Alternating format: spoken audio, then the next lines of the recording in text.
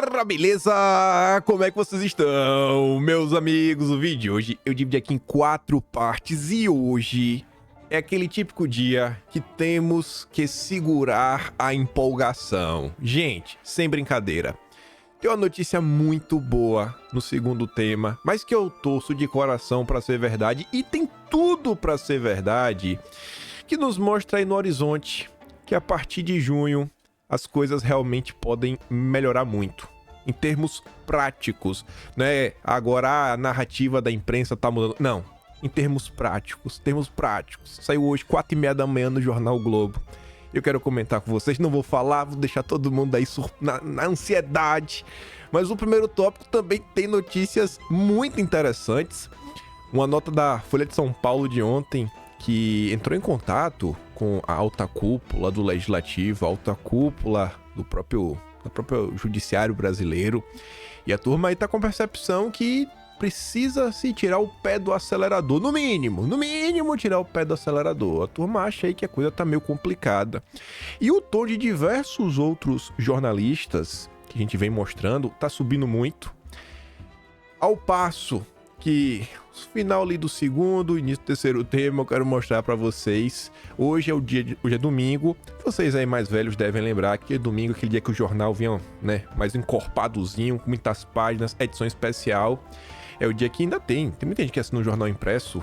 O Estadão hoje publicou 3 editoriais, como de costume. Os 3, rapaz, o Lula tá com problemas. E um deles também fala do judiciário. Sério, tô muito empolgado hoje pra mostrar as coisas pra vocês. Não quero nem adiantar, a introdução aqui já vai ficar longa demais. Vamos começar já com um vídeo muito interessante que fala mais sobre a classe jornalística brasileira do que qualquer outra coisa, porque o Caio Junqueira, lá da CNN, extremamente próximo dos petistas. Próximo como? Vamos dar aquele contexto básico que eu sempre gosto de dar. Tá vendo que eu tô empolgado hoje. Caio Junqueira foi o cara que presenteou o Brasil com o furo da Carta pela Democracia. Lembra da cartinha que fizeram contra Bolsonaro, que foi encabeçada pelo sobrinho do Lula, né? Sobrinho de consideração, que é o filho do ex-vice-presidente do Lula, José Alencar, o Josué Gomes, que atualmente preside a Fiesp. Então foi o Caio Junqueira que deu esse furo, foi o Caio Junqueira que começou ainda ali em abril de 22, começou a falar que o Galípolo estava começando a se aproximar do Haddad, o Galípolo aí cotado para ser o próximo presidente do Banco Central, então assim, amiguíssimo dos petistas. Esse é o Caio Junqueira. E aí ele está comentando sobre o estado das coisas. Antes de dar, vou dar play aqui, depois eu vejo o que a Tsuki falou. Vamos cá. Escuta só. Que linha o STF escolheu, Caio? William, primeiro que a gente está falando de uma instituição secular, o Supremo Tribunal Federal, nasceu com a República, no século XIX, contra uma instituição do século XXI. O Twitter, o X é de 2006. E as armas, o Elon Musk, de certa maneira, chamou o Supremo para lutar no ringue dele, né? E está ganhando de lavada, vamos dizer assim. Só confirmando? Confirma, Renato. Eu não usei os dados que você deu, mas é a minha percepção olhando essa luta, sem dados empíricos que você acabou trazendo. O Supremo escolheu lutar contra essa instituição do século XXI com armas do século XX. Ou com armas do século XIX, se a gente quiser forçar um pouco mais. Achando que eram os bolsonaristas brasileiros, contra os quais o Supremo Tribunal Federal consegue se impor. Olha agora. Contra o Elon Musk não consegue se impor. Com o Elon Musk, o debate é outro. Então tudo que a gente ouve, nós que cobrimos isso diariamente, dos advogados bolsonaristas, do Bolsonaro, dos advogados do Bolsonaro, das dificuldades todas que eles têm para lutar contra o nos inquéritos, dificuldade de acesso aos autos, dificuldade de marcar audiência, dificuldade de saber do que eles estão sendo acusados. Contra o Elon Musk... Sigilo foi a principal crítica feita por esse Exatamente. Contra o Elon Musk, isso não dá certo. Porque o sujeito está lá nos Estados Unidos, não vai ser alcançado. E o Elon Musk construiu de uma maneira que ele entregou os dados para lá, e está sendo tudo feito por lá. Então não adianta a Polícia Federal, não adianta o Supremo Tribunal Federal, e isso acuou o Supremo. O Supremo, hoje, quinta-feira, está acuado, tanto que saiu da toca. A gente viu uma imagem surpreendente do Alexandre sentado do lado do Rodrigo Pacheco ontem. Teve a reunião de ministros do Supremo segunda-feira na casa do Gilmar Mendes pedindo ajuda para o Palácio. E toda essa confusão, a meu ver, desestabilizou, ajudou ainda mais a desestabilizar, porque encontrou um Palácio do Planalto desarticulado no Congresso, onde tem um pedido de CPI contra o Supremo. Então não impactou só o Supremo, impactou a relação dos três poderes no Brasil. Você vê que interessante. Os jornalistas, eles sabem das dificuldades que as pessoas estão sendo acusadas, seus advogados, Bolsonaro, os advogados de Bolsonaro, de ter acesso aos autos, entender por que eles estão sendo, do que é que eles estão sendo acusados, e a imprensa se calou por 4 anos. 4 anos de total silêncio. Eles sempre souberam. Sempre souberam. Não é inocência por parte da classe jornalística. É cumplicidade. Assim, você não precisa nem defender o bolsonarismo, a direita, não. Ataca. Faz aí toda a narrativa que vocês fazem. Agora, pelo menos, garante o direito da pessoa a se defender. Só isso. Só garante, pô. Ainda mais porque a esquerda que fundou o famoso grupo Prerrogativas, que deveria lutar pelas prerrogativas, né? Que segundo eles foram suspensas, mas... A Tsuki fala assim, ó, o Elon Musk chamou os intocáveis para lutar no ringue dele. O curioso dessa análise é que, assim como Caio Junqueira, quase todos os jornalistas da imprensa sabem das suas supostas arbitrariedades desses processos, mas se calaram durante todos esses anos. Ainda hoje, alguns se calam. Outros, por razões autênticas ou não, começam a denunciar, mesmo que pisando em ovos, os arroubos. E com esforço hercúleo, tentam resgatar o verdadeiro papel da imprensa em um país. A imprensa livre de todos os tipos de amarras exerce um papel fundamental na manutenção da democracia e na interrupção da escalada dos intocáveis de cada século. E aí, o jornalista Hélio Gaspari, é um cara aí, né, com muitos anos de redação, estava aí durante todo o período dos militares, lutando pela liberdade jornalística, contra a censura. Hélio Gaspari também escreve no Globo. Normalmente ele publica o mesmo artigo na Folha, também no Globo. Vamos ver se vai sair no Globo, mas tá ali, ó.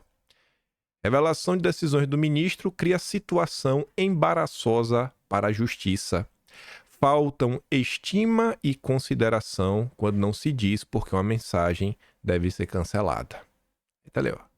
A divulgação dos Estados Unidos de decisões sigilosas do ministro, mandando retirar mensagens das redes sociais, criou uma situação embaraçosa para a justiça brasileira.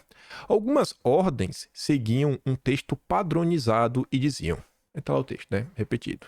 Tendo em conta a natureza confidencial destes processos, devem ser tomadas as medidas necessárias para mantê-los em sigilo. Sem mais delongas, aproveito a oportunidade para renovar minhas expressões de elevada estima e consideração.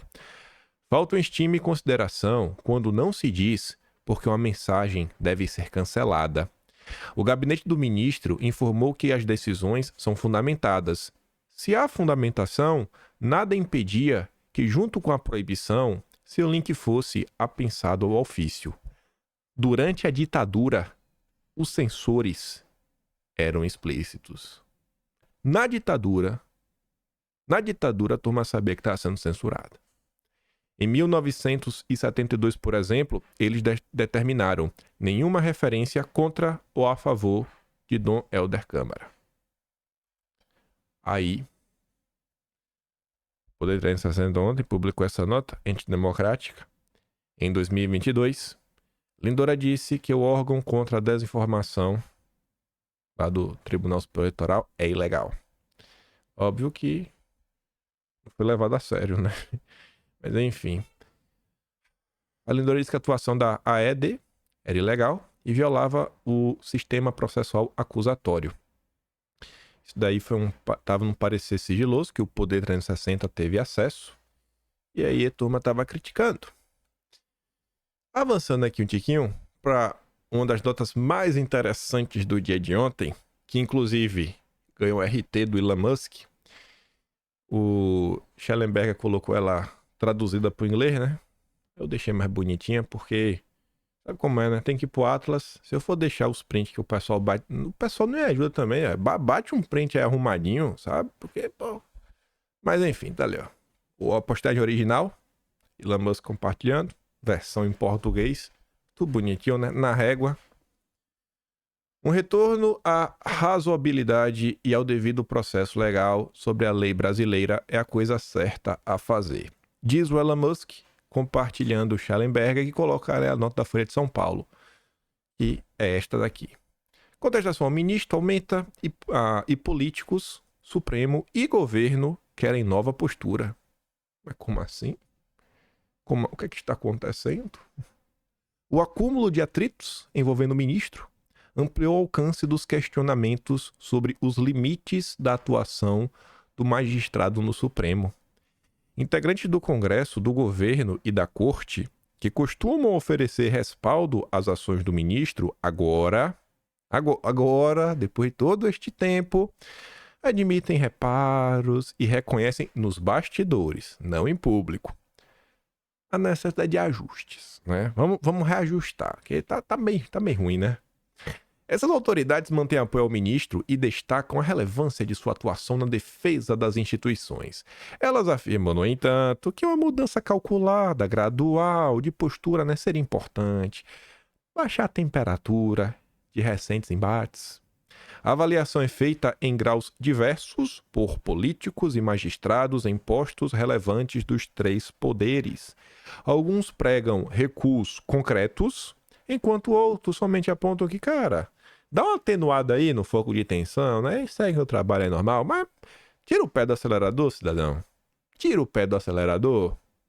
Essa percepção se acumulou nos últimos meses e ficou mais abrangente depois dos embates recentes no parlamento e a partir das críticas às decisões do ministro envolvendo o bloqueio de páginas no Twitter. O ministro vive um momento de maior contestação ao seu trabalho, segundo a Folha de São Paulo. Mesmo dentro da Corte Suprema, que costuma respaldar suas decisões por ampla maioria, há ministros que demonstram ressalvas à atuação dele. Isso em conversas reservadas. O ministro alinhado ao ministro já fez avaliação de que críticas antes direcionadas ao ministro passaram a se voltar contra a Corte como instituição. Isso, segundo integrante do Judiciário, teve como consequência o avanço de projetos no Senado que miram o Supremo. E meio que será previsível, né? Quando um cara vai e continua indo, e não tem ninguém pra falar, ô cara, poxa, bicho, tá meio ruim, não faça isso. Ele tem outros colegas, né? Tem outros 10 colegas. É meio que natural que as pessoas comecem a redirecionar suas críticas para a instituição como um todo. O trabalho do ministro é considerado importante para defender o Supremo. No entanto, há uma avaliação de que alguns casos acabam por expor o tribunal mais do que blindá-lo. Por isso, políticos e ministros de tribunais superiores defendem que o ministro atue, inclusive, para concluir os inquéritos polêmicos que ele relata. Vamos terminar. E já falei para vocês, eu não acredito que estes inquéritos serão tornados públicos. Vejam só. A questão de Roma. Meio que contava para chegar ao fim, né, coisa? E o vídeo, hein? Até hoje não se tornou público. Lá da confusão do aeroporto de Roma. Eu não acho, gente, de coração, que esses inquéritos vão ser tornados públicos. E na boa, se acabar, vida que segue. Graças a Deus, meu senhor. Pra pelo menos aí, sabe, a imprensa parar de ficar tratando pessoas como criminosas, né? Porque a imprensa é safadinha, né? A imprensa pega Não, essa pessoa aqui está sendo acusada disso, daquilo outro. Ela pega as acusações que ela acha que a pessoa é, não, acusada de fake news, está sendo investigada nos inquéritos, e a imprensa tenta colocar isso como rótulo para denegrir a imagem de várias pessoas. Pelo menos isso daí vai ficar difícil para a imprensa fazer.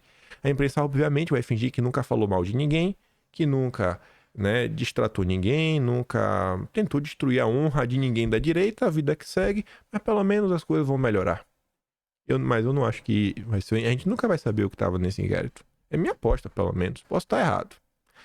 Um recuo abrupto, no entanto, é considerado não apenas improvável, como contraindicado, né? Não vai dar um 180 graus, um cavalo de pau. É um processo, uma vez que daria a impressão de que o tribunal estaria na defensiva ou que foi derrotado pela Musk. A Folha, né, a Folha de São Paulo, ouviu essa avaliação de um ministro da corte, né, um ministro do Supremo, alinhado ao ministro, e também de um integrante da cúpula do Legislativo. O desfecho das investigações, ainda assim, é considerado próximo pelo fato das apurações estarem maduras. É visto também como uma medida que pode melhorar a relação com parlamentares. Magistrados e senadores temem, porém, que aliado de Bolsonaro procure outras crises para se contrapor, né, ao ministro. Um cardeal do Senado diz que um gesto prático e imediato para admitir atenção com o Congresso poderia ser a rejeição da ação que pede a cassação do mandato do SAFE por suposto abuso de poder econômico na campanha de 22. É uma coisa que, se botarem para andar... Enfim. A avaliação de que o Supremo deve enviar sinais aos parlamentares passa por um temor de integrantes do Judiciário de que a próxima legislatura abra pedidos de impeachment contra os ministros da Corte. O PL de Bolsonaro está empenhado em eleger uma maioria robusta de senadores, o que assusta aliados de Lula e também membros do Judiciário. Pacheco tem descartado essa hipótese. Descarta aí, Pacheco. Fica aí achando. Pacheco cheio dos votos, né? Pacheco é o rei dos votos. Parlamentares dizem que um sinal de que o ministro enfrenta o cenário mais desfavorável desde a abertura do inquérito em 2019 é que o próprio ministro iniciou um movimento para se fortalecer diante do aumento das críticas. Primeiro, articulou com outros integrantes do Supremo um jantar com Lula. Segundo relatos colhidos pela Folha, o tom da conversa foi de avaliação do contexto político atual. Ministros expressaram preocupação com o avanço das reclamações e, principalmente, com a constatação de que não há uma base ampla do governo com força para blindar o tribunal. Engraçado, né? E aí, velho? É como se todo mundo junto, né? O executivo e o judiciário. Como se dois poderes fossem um só. No dia seguinte ao jantar, o ministro teve uma reunião com o Arthur Lira, que é pressionado por bolsonaristas para abrir uma CPI a fim de investigar supostos abusos de autoridade. E o ministro também esteve com o Pacheco. A insatisfação do Congresso com ele começou ainda no governo Bolsonaro. O clima se acirrou na época, principalmente após o ministro mandar prender o deputado Daniel Silveira. Na época, muita gente votou a favor, né? Tá bom, mano.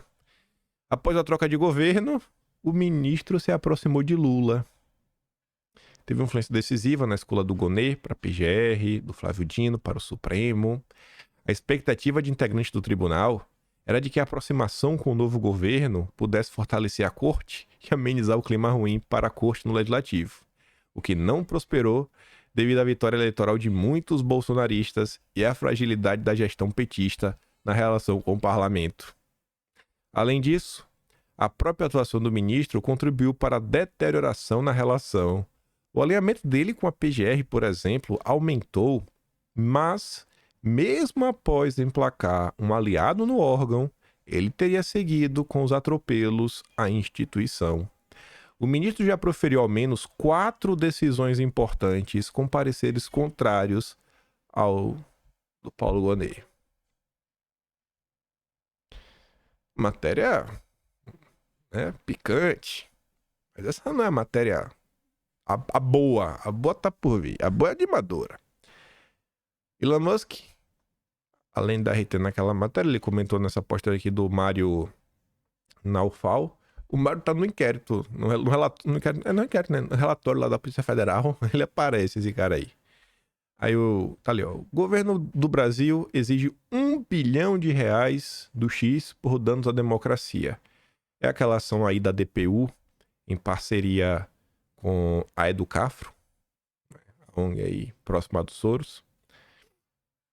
E aí o Elon Musk responde sobre isso, falando que é uma tentativa de falir o Twitter.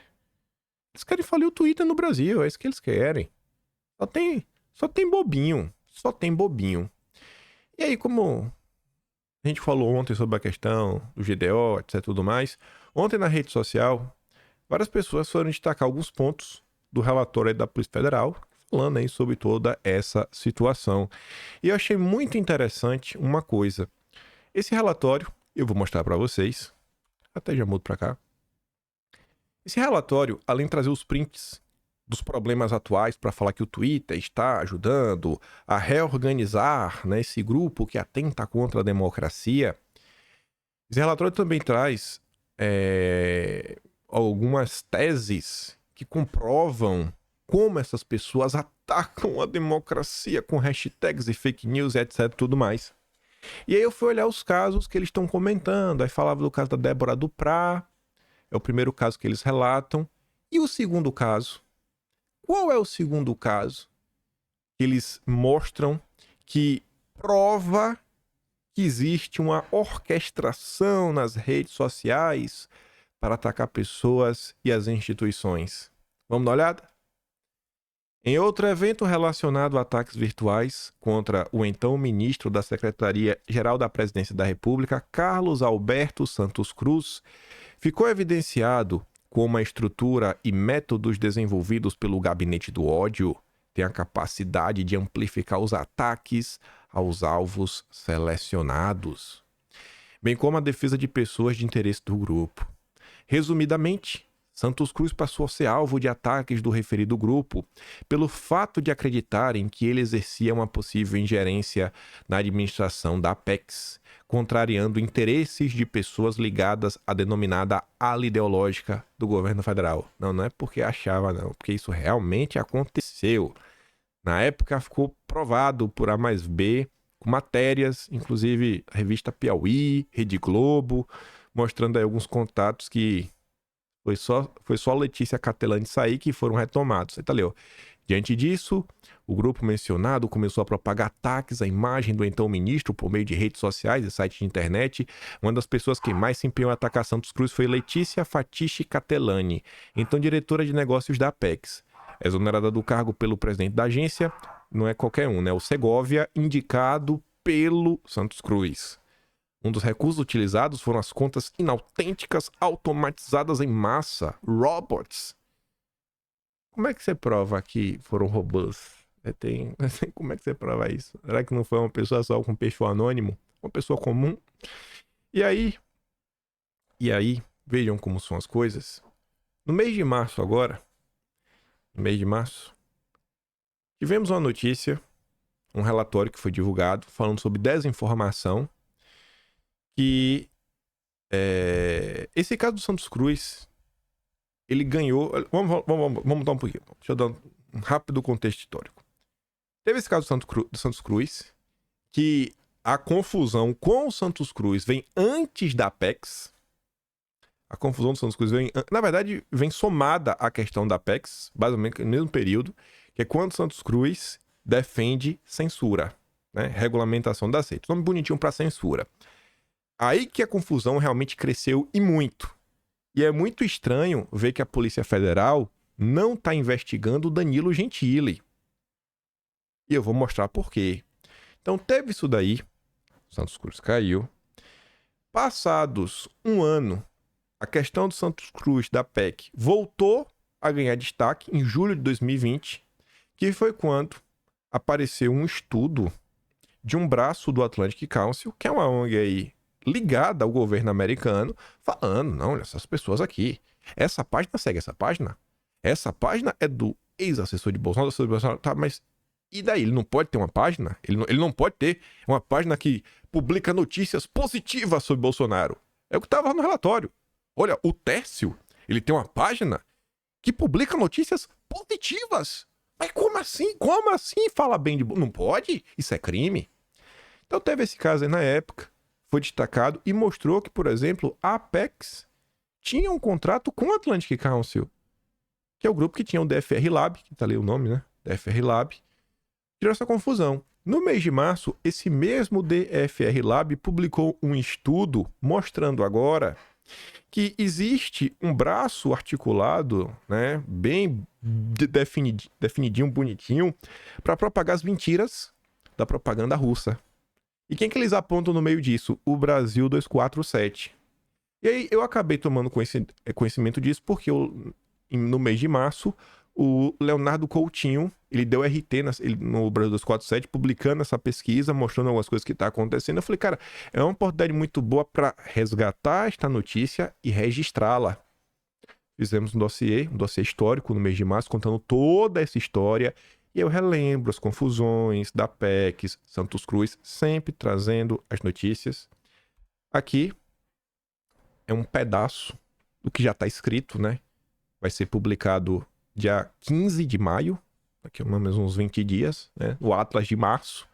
Então você vê ali, ó, a questão da PEX, né?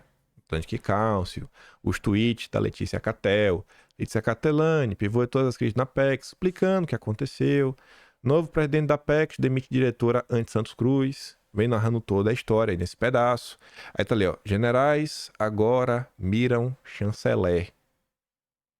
A revista APOI mostrando que, olha só, irmão, tinha um movimento, você falando, a ala ideológica estava contra o Santos Cruz, tinha um movimento que a revista APOI mostrou que a ala militar estava agindo de forma orquestrada para limar a ala ideológica. Aqui mostrava o Alexandre Frota falando, pô, a Letícia Catel fechou a porta aqui para os sindicatos, fechou a porta para os sindicatos, não deixou os sindicatos entrarem no meio de campo, etc. Mas, sabe, aí contrato para mandar esquerdista para passear na França, não vai ter mais isso. Não vai ter mais isso. E aí você vê que esta é uma tese, é uma parte da história da direita do governo Bolsonaro que é extremamente importante, quase ninguém sabe contar. Por isso que eu digo para vocês, sem querer ser arrogante, não existe nenhum trabalho histórico do nível do Atlas brasileiro. Me perdoa, gente. Não é querendo ser arrogante, não. Não é querendo ser. Eu peguei ali, eu vou vendo assim as teses que são colocadas na mesa, vai explicar, vai ser a boca de um contra a boca do outro. No papel, bonitinho, tudo organizado, com as fontes, citado. Perdoa, velho. Não tem. E a outro pedaço dessa história, que é como começa assim, a confusão do general Santos Cruz com as redes sociais como um todo, inclusive pedindo a queda dele, é graças a Danilo Gentili, um jornalista que ninguém vai duvidar do alinhamento dele ao Lula, que é o Ricardo Noblat, matéria ali da Veja, comenta sobre isso. O episódio do Santos Cruz que levou ao caos foi quando o perfil do Joubert Souza publicou aquele vídeo ali no dia 5 de maio de 2019. Não, desculpa, não foi nem ele. Foi um perfil chamado Acenda_a_luz. Aí você vê aqui, ó. Foi no mesmo... O vídeo, na verdade, assim, o vídeo era esse. Eu ainda achei o vídeo no alguém no Twitter.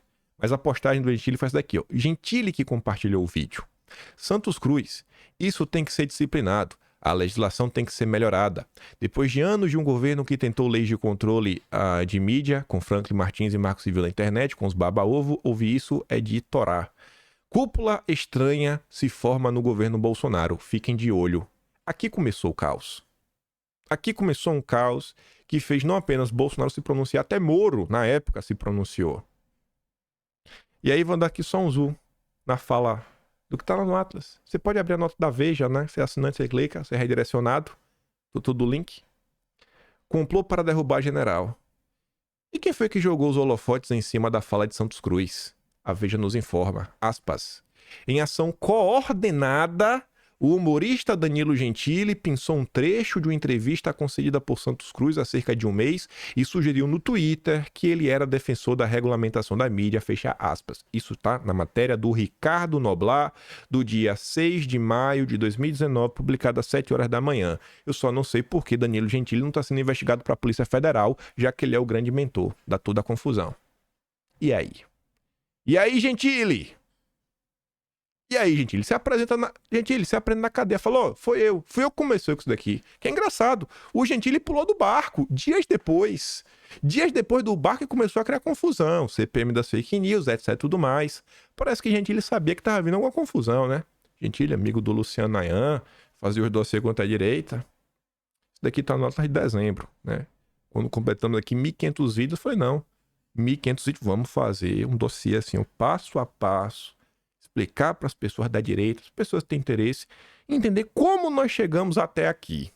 Só com notícias da imprensa, os tweets da época, entendendo as pessoas que foram pro do barco, Gentili, Nando Moura. Nando Moura tá nos relatórios, nos documentos que o Alexandre Frota protocolou na CPM das fake news. Apontado como membro de toda essa confusão. Nando Moura se safou de tudo, porque criticava Bolsonaro, né? Muito suspeito, muito estranho, mas tá lá registrado. Então agradeço aí a vocês que apoiam esse projeto.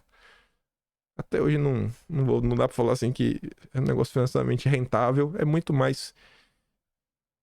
Eu vou falar pra vocês, tem uma parcela de ego, sabe? Eu sinto que um dia... Daqui quando passar um tempo, assim, passar 4 anos, vai ter 48 edições, 48 livros, é um livro, né? 400 páginas. Vai que eu vou num podcast, eu faço uma afirmação. Falo, não, isso aqui aconteceu. Eu quero falar, com base no que você está falando isso? Essa narrativa bolsonarista, com base em quê? Mas isso daqui, ó. Mas nesses 48 livros. Eu não escrevi eles todos. O material foi eu coletei. E eu li tudo, e o que entrou aqui eu deixei entrar, né? Porque eu acabei revisando o texto. Junto ao meu lado aqui, tem 3 pessoas escrevendo, me ajudando. Então, considere apoiar Atlas Brasileiro, kimpaim.com.br. É o único trabalho que está sendo realmente registrado do que acontece no Brasil. Voltando, tem que fazer esse jabá, né? Vez ou outra, me perdoa. Elon Musk ontem deu aquela cutucada com a varinha. O cara lá tava reclamando lá, esse mercantilismo, esses empresários. Aí ele botou lá a foto daquele que não se pronuncia o nome, né? Lá do Harry Potter. Avançando aqui um tiquinho. Estados Unidos dizem ao ministro que não darão informações de Felipe Martins por ofício. O governo dos Estados Unidos comunicou ao ministro que não fornecerá por ofício informações sobre a entrada ou saída no país de Felipe Martins. O Departamento de Estado, equivalente norte-americano do Itamaraty, recomendou que as autoridades brasileiras sigam um trâmite de cooperação internacional comum por meio do Ministério da Justiça e Segurança Pública. E o coitado do Felipe Martins, hein? Continua lá. Mas vamos lá. Triste aí pelo Felipe. Triste mesmo, de verdade. Agora tem uma notícia que eu não quero me empolgar, mas parece que de verdade, gente, de verdade, finalmente, assim, olha no horizonte, uma coisa concreta mesmo, assim, não é agora mais, a narrativa tá mudando, não, tô falando que tem que tirar o pé do acelerador, não, algo concreto.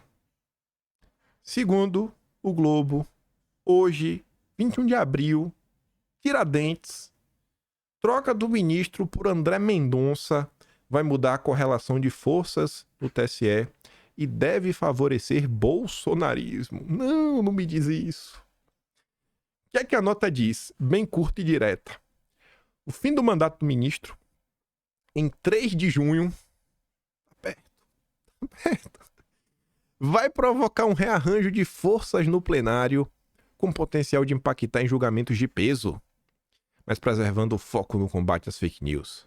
Com a saída do magistrado, né, Carmen Lúcia passará a ser presidente do colegiado e a vaga em aberto será ocupada pelo André Mendonça. Na prática, está em jogo a maioria que vem sendo alcançada em julgamentos de grande alcance. O placar 4-3, sempre alinhado ao ministro, né, pode virar 4-3 pro outro lado. Nos bastidores da corte, a avaliação é de que é possível um deslocamento deste placar. Com a chegada de Mendonça, 4 ministros mais conservadores e menos alinhados a ele, né, passariam a integrar o plenário. Cássio, Raul Araújo e Isabel Galotti. E aí vem o Mendoncinha. Pode ser que temos um 4-3. E aí do outro lado ficariam Carmen Lúcia, André Ramos Tavares E Floriano de Azevedo Marques. Mendonça foi indicado por Bolsonaro ao Supremo. Se até a Globo tá falando, olha, pode mudar. E quando a gente olha e realmente vê, né, tem muita... tiveram decisões aí que foram 5-2. Só o Mendonça não resolve. Mas... algumas coisas podem começar a mudar. Sabe? Eu juro pra vocês, eu só quero que o Brasil dê uma acalmada. Eu fico vendo muita notícia que eu não... Todo dia eu leio tudo, eu continuo lendo tudo que tá acontecendo na imprensa pra eu saber o que tá acontecendo, continuo acompanhando, tretas, brigas, tanta coisa que deu pra comentar, mas vai acabar para no Atlas, toda a confusão na Petrobras, alguns textos sobre outros temas, o pessoal aí comentando, algumas tretas na esquerda, algumas coisas ligadas à Globo, algumas coisas ligadas à agenda internacional. E... é isso. Tô falando... o Brasil se acalmar. Eu fico vendo assim, tem muita notícia no âmbito econômico que é triste de ver. Triste de ver. Assim, a situação que as coisas se encontram no Brasil. Desemprego, inflação, aí na economia mais segurança pública, saúde.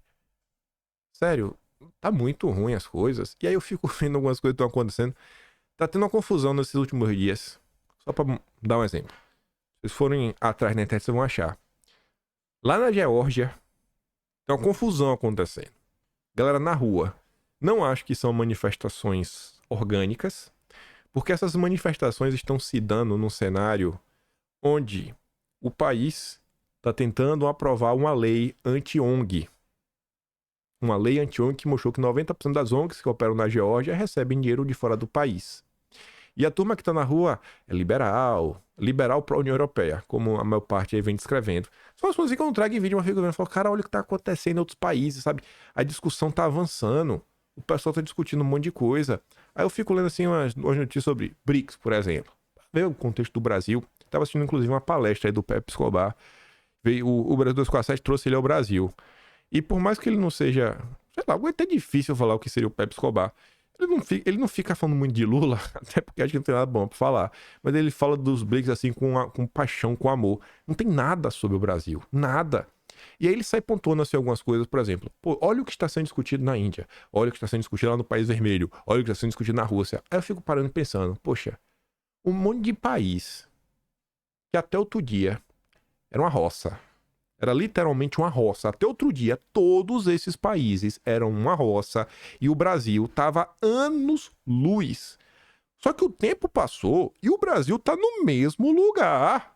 Na verdade, o Brasil está pior. E esses países estão avançando. Aí eu fico vendo algumas discussões que estão acontecendo até na África. Eu falo, cara, pô, o pessoal aqui tá discutindo, né? Expulsar os franceses de lá, enquanto o Lula tá querendo virar o vassalo do Macron.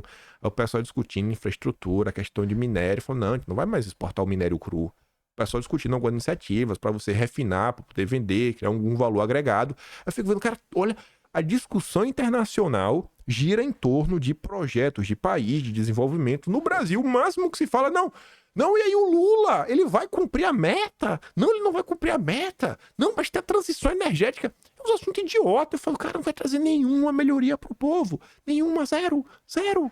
Zero vezes zero. Não vai pra lugar nenhum. Até o que eu vejo nos Estados Unidos. Esse último dia estava notícia sobre problema lá na rede de energia elétrica. Acho que até saiu no Estadão uma matéria traduzida falando disso também.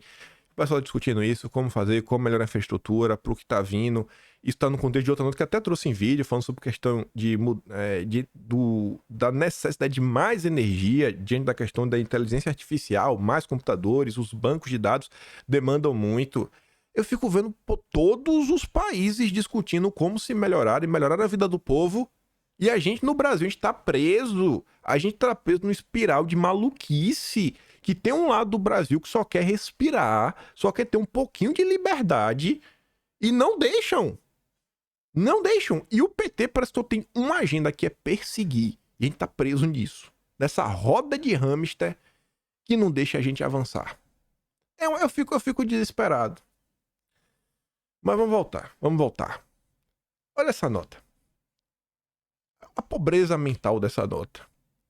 Mental não. A pobreza do coração dos envolvidos dessa nota, que pra mim não tem nem o que discordar. O temor da centro-direita sobre Bolsonaro. Olha que nome bonito, né? A centro-direita. É a direita permitida. É a direita do bem. A que merece existir. Lideranças políticas de centro-direita temem que, mesmo inelegível, Bolsonaro se registre como candidato a presidente, né? Candidato a presidente. Mesmo inelegível, se registrar. E aí a corte teria que falar que ele não é. E a população sabe, se Bolsonaro não vai ser, quem que vai ser? Então ia jogar o foco em cima de Bolsonaro e ia dar para ele um poder muito maior de escolher o seu sucessor. Que foi o que Lula fez em 2018.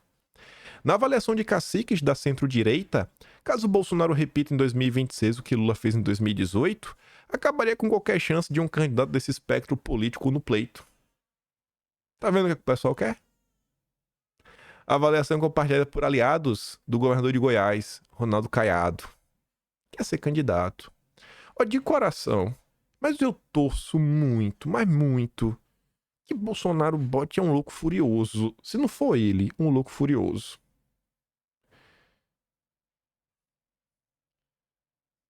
Boa, sabe o nome? Sabe um nome que eu não vou falar que eu morro de amores. Não morro de amores, mas de coração. O próprio Eduardo Bolsonaro. Olhando pro Brasil hoje, para as pessoas que eu sei, ó, bicho, esse aí ia entrar e não ia atrair de jeito nenhum o Bolsonaro, bota o filho. Bota o filho. Não vai atrair, certeza. Certeza. Eduardo Bolsonaro é a típica pessoa que vai entrar lá, vai fazer a nomeação mais maluca que possível. Mais maluca. Sem esse papinho, não sei o quê. Não, vai, bota Eduardo. É da típica pessoa que botar aquelas nomeações ideológicas. E com certeza ia se empenhar, por exemplo, em torno da questão do dia 8, uma anistia, que é importante, né? Vai deixar o pessoal de 17 anos na cadeia.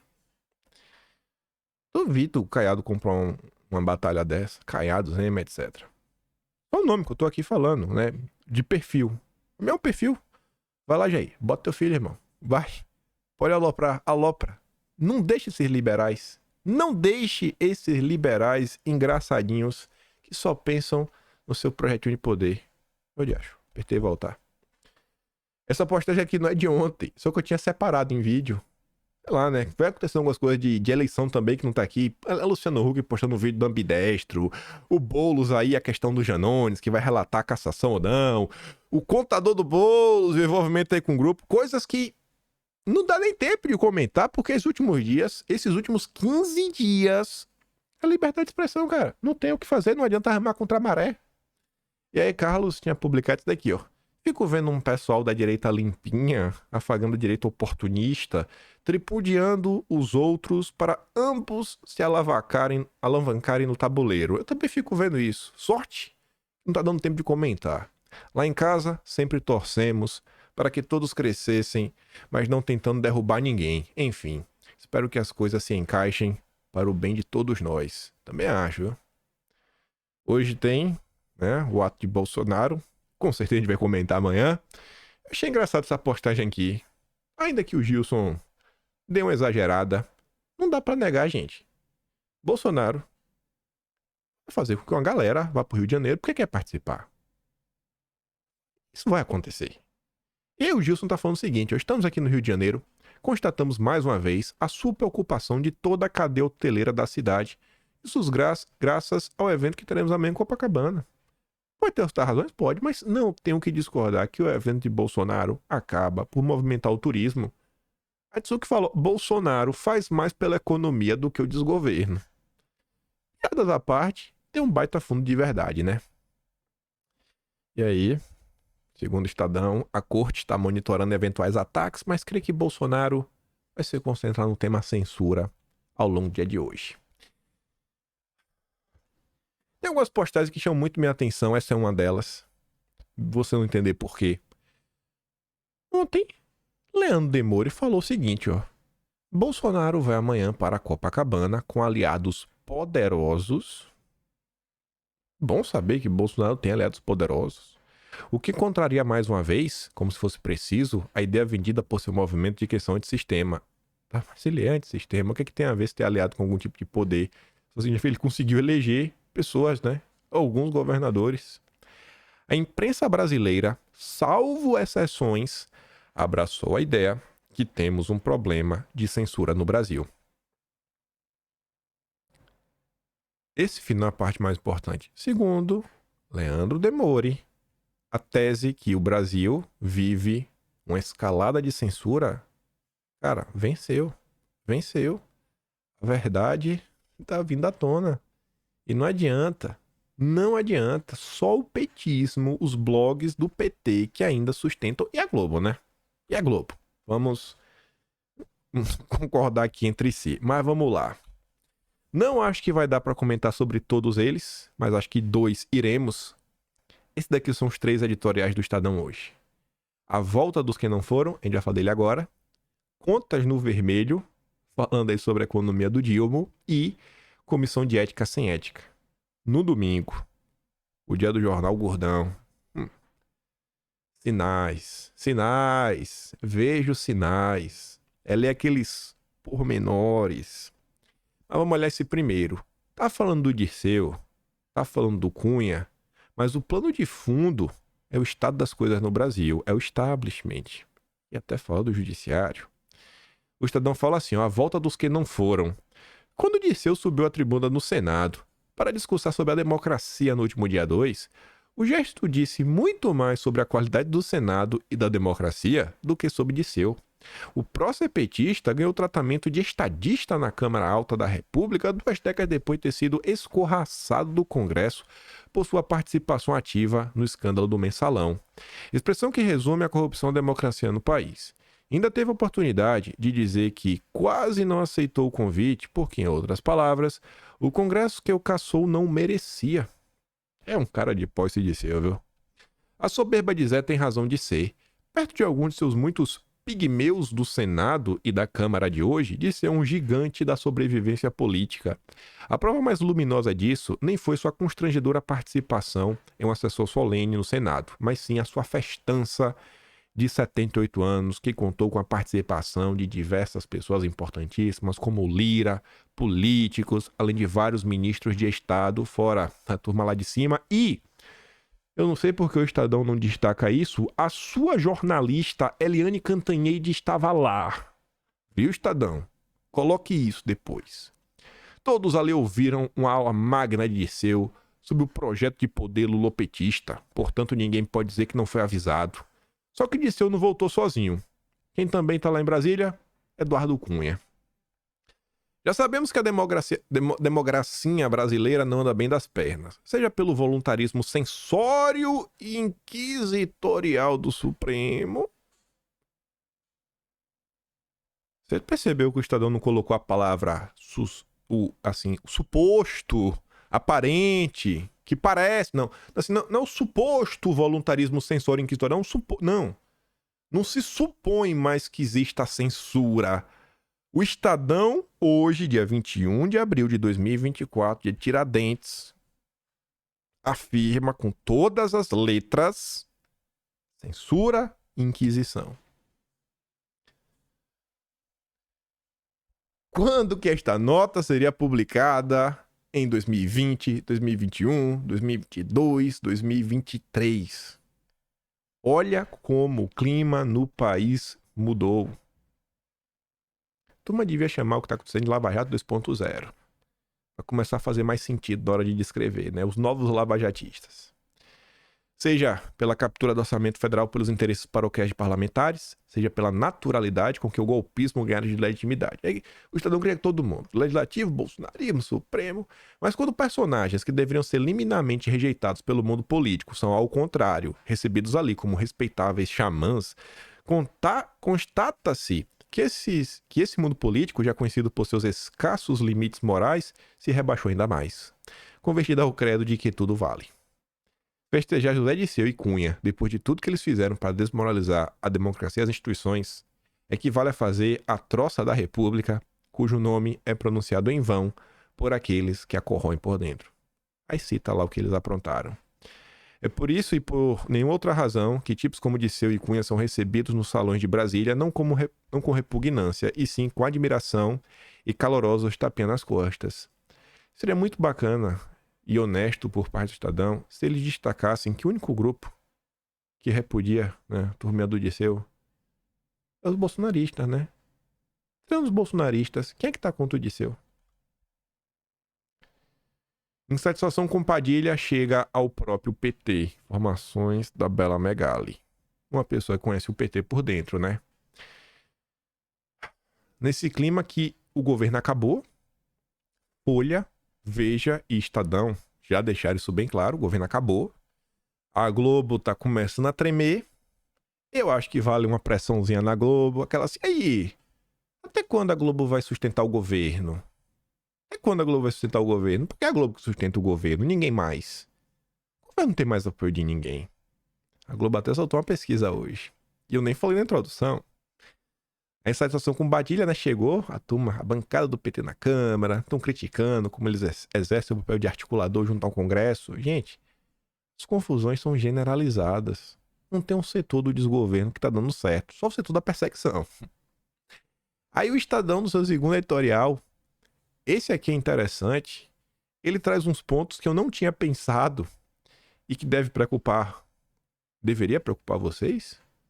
Contas no vermelho até 2026. Tá falando do arcabouço, da meta, né? O arcabouço fiscal será incapaz de estabilizar, no tempo previsto pelo governo, a dívida pública brasileira.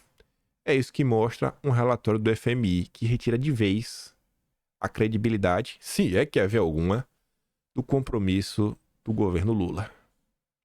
A decisão de mudar a estimativa de superávit para zero foi traduzida pela maioria dos analistas como a admissão de um novo déficit. Olha a jogada do Lula. Para o ano que vem, era um superávit de meio. Eles puxaram para zero. E a turma tá falando, isso é para justificar um déficit. E por quê? Já que é uma margem de 0,25 para cima ou para baixo. Ou seja, se é zero, pode ser menos 0,25 ou mais 0,25. E o governo sempre vai botar para menos. Teremos déficit em 23, 24 e 25. Pelo menos. 2026, o governo colocou um superávit. Era 1, baixou para 0,25. 0,25 para mais ou para menos? Para menos. 0. Fica no 0 a 0. Só que no 0 a 0, você não consegue controlar a dívida. Porque tem um juros, tem isso, tem aquilo, outro. Para você, pelo menos, parar o crescimento da dívida, tem que bater 1%. O que foi entendido pelo mercado como sinal que nem isso será alcançado, principalmente por se tratar de ano de disputa eleitoral. O Estadão tá mandando recado. Brasil quebrou. Brasil quebrou. Aí vem a Folha. Empresários levantam preocupação com o ajuste fiscal do governo Lula. Ó. Olha as notícias, preocupação, medo, crise, etc. Aquele discurso da Miriam Leitão do não, mas pelo menos a democracia foi salva. O discurso da democracia foi salva não cola mais. Gente, tem quantos dias que a gente não escuta falar de Bolsonaro na imprensa?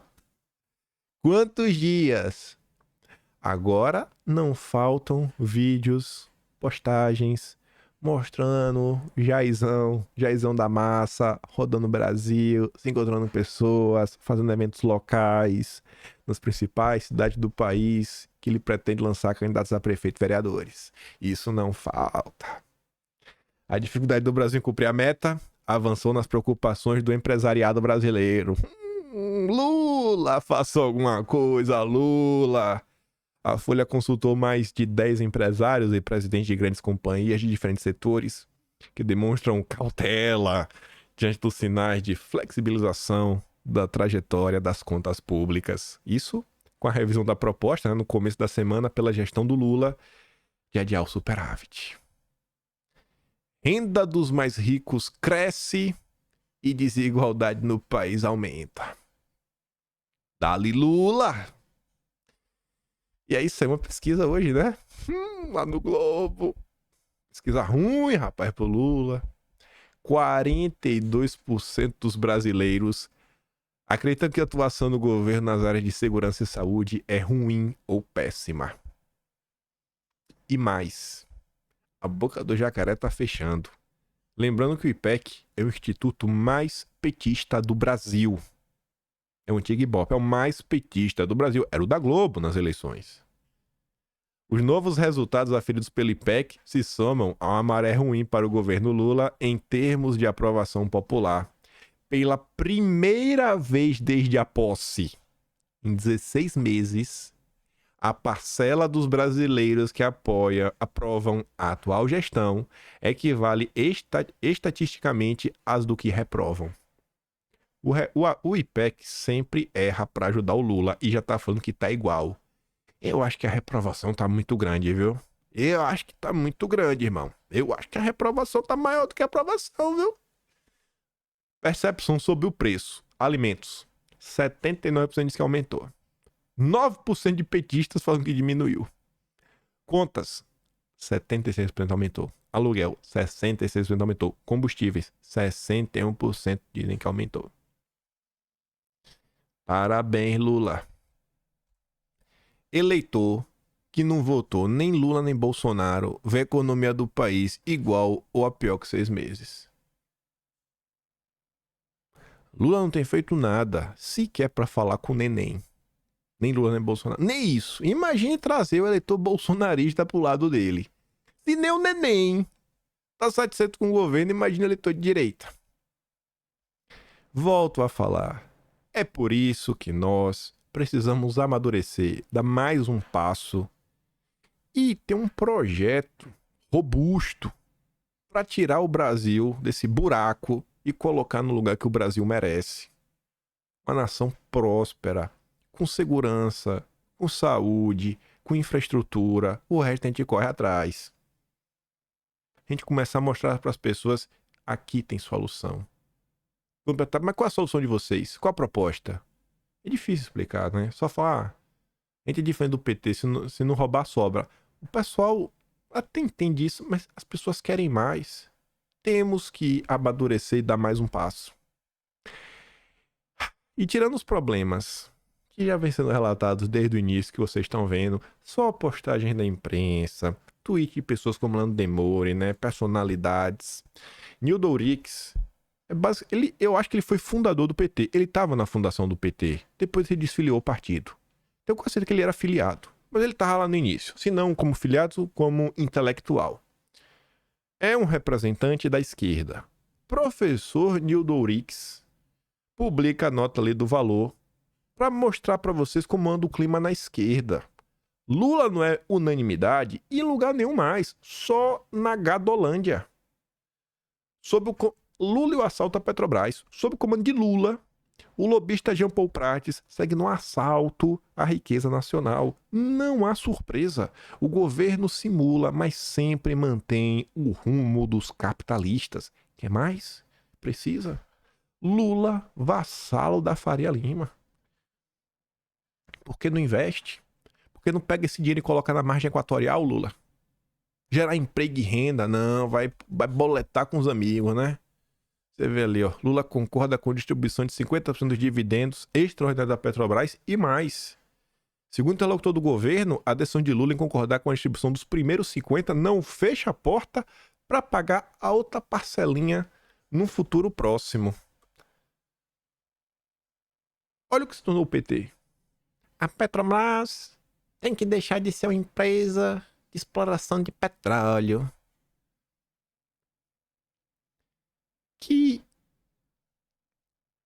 Que brasileira que odeia o Brasil é essa, viu? Meu Deus do céu, a Marina Silva, ela tem que ser demitida. Leonardo Estopa é petista. Foi candidato, eu acho, não sei se elegeu. Olha o que ele tá falando. Eu gravei até um vídeo relativamente polêmico lá no canal secundário, né, Talk Show. Nem foi andando esse, tava aqui sentado. Não gravei vídeo ontem, coisa, mas gravei hoje. Saiu na madrugada aí. Depois dá uma olhada lá. Porque eu tô tratando sobre isso com um pouco mais de profundidade. Faço um vídeo polêmico. Vai lá assistir, se quiser. Não vou... Procura aí que tu acha. Mas enfim. Olha o que ele tá falando. Amigos, eu não sou de esquerda. Escreveu em caixa alta. Eu não sou de esquerda. Eu era quando esquerda e progressismo eram a mesma coisa. Mas para destruir a causa, pautas radicais identitárias foram tomando a esquerda. E hoje não me identifico como esquerda. Se isso é agressivo para você, deixe de me seguir. Olhar para o Brasil hoje, gente, olhar para o mundo com a visão simplista, utilizando apenas 2 únicos rótulos esquerda e direita, você não explica mais as coisas. Porque de direita esse cara não é. Mas se ele não é de esquerda nem de direita, ele é o quê? Você precisa ter alguns rótulos extras para você começar a entender o que vem se passando. Existe uma crise generalizada no mundo de representatividade, tanto na direita, que vem modificando, a turma está acordando para a safadeza dos liberais. Na esquerda, a turma está vendo que a agenda woke deu errado e tem tendo algumas novas movimentações, reposicionamentos. Não entender isso daqui é não entender porque Lula vive uma crise dentro da esquerda e porque, vez ou outra, ele faz aquele discurso dele, né? Que ele alopra, que anda falando. Aquele que ele fez em relação ao Oriente, né? Lembra que parou o mundo, foi notícia internacional. Ele fez aquilo ali para tentar resgatar esse tipo de eleitor. Lula vive uma crise na esquerda. Eu já mostrei em vídeo várias coisas para vocês. Vocês podem acreditar ou não. A esquerda se tornou isso daqui, ó. Daniela Lima some das redes após confrontar Gabeira e Leilani Nurbá sobre a Lava Jato. Sumiço da apresentadora Globo News que deixou a CNN por atritos com a linha editorial bolsonarista da emissora. Ei, meu Deus. Bolsonarista, viu a CNN? Meu Deus do céu. Aqui, ó. Isso é a esquerda, ó. Daniela Lima e Reinaldo Azevedo permanecem como raros exemplos de jornalistas na grande imprensa, com a coragem e integridade para desafiar o status quo e analisar criticamente os acontecimentos do Brasil, em meio a interesses diversos, com abordagem imparcial e incisiva. E só pegando aqui o bar que tá falando da Globo, André Trigueiro, o rei da agenda verde da Globo. Proteína dos insetos. Vai lá, gente. Olha o que a Globo quer, ó, que tu coma. Ó a picanha da Globo aí, ó. Come aí a picanha da Globo. Picanha de mosca. Vai lá, vai. Confia na Globo. Confia pra tu ver onde tu vai parar. Ah, enfim. Vamos observar o desenrolar das coisas. Muita ajuda quem não atrapalha. Mas tá claro, eu falei isso no vídeo mais cedo e eu nem tinha lido grande parte das notícias que eu coloquei aqui quando eu gravei o vídeo. Por mais que algumas já tenham sido publicadas quando eu gravei o vídeo. Eu não tinha lido, minha vida tá meio maluca esse tempo, né? Enfim. Mas eu tava falando no vídeo, falei, ó, a gente tá passando por uma mudança grande no mundo. Não é um negócio só no Brasil, é no mundo. E não há mal que dure pra sempre, né? Alguma hora a coisa tem que dar uma melhorada. Eu acho que deve piorar uma coisa ou outra. Mas é no mínimo um pouco, né? Acalma um tiquinho. Ouvir que, olha, tem que tirar o pé do acelerador, né? Pô, o Mendonça vai mudar aí, né? O balanceamento, a corrida vai ficar mais bolsonarista. Ao observar os próximos passos, ao observar como é que vai ser hoje o evento de Bolsonaro, espero que fé em Deus, tudo ocorrendo em paz, muito bonito, muito bacana, várias fotos. Nossa, Lula tá no seu pior momento. A imprensa fala que o ministro Lula está em seu pior momento e Bolsonaro tá no seu melhor momento desde 1º de janeiro de 2023. O homem tá empolgado, o homem tá rodando o Brasil, o homem tá lotando evento, o homem tá, né, disputado pelos candidatos na eleição agora de prefeito, né, vereador. Espero que Deus toque o coração dos brasileiros nos próximos meses aí pra gente realmente dar uma guinada, tirar esse país do buraco, que não dá mais, né, gente? Não dá mais pra gente ficar à mercê do desgoverno. Se gosta do meu trabalho, quiser ajudar um tiquinho mais, passa no meu canal. Tem um botão de valeu, tem um peito na descrição e tem um Atlas brasileiro. O único registro historiográfico de tudo de importante que aconteceu desde janeiro de 2023. Mais algumas histórias, né, que a gente foi resgatando. kimpai.com.br. Vou mandar o vídeo do Caio Junqueira lá no Telegram. Link tá na descrição. Se quiser ver o vídeo polêmico, procura aí Talkin Show, tudo junto. Talkin, T-A-L Kim, né? Espaço Show. Você vai ver lá. Se não quiser não ver também. Compartilhe esse vídeo. Volte amanhã. Que eu deixo aquele grande beijo, abraço, tamo juntos. Valeu, meus amigos. Fui!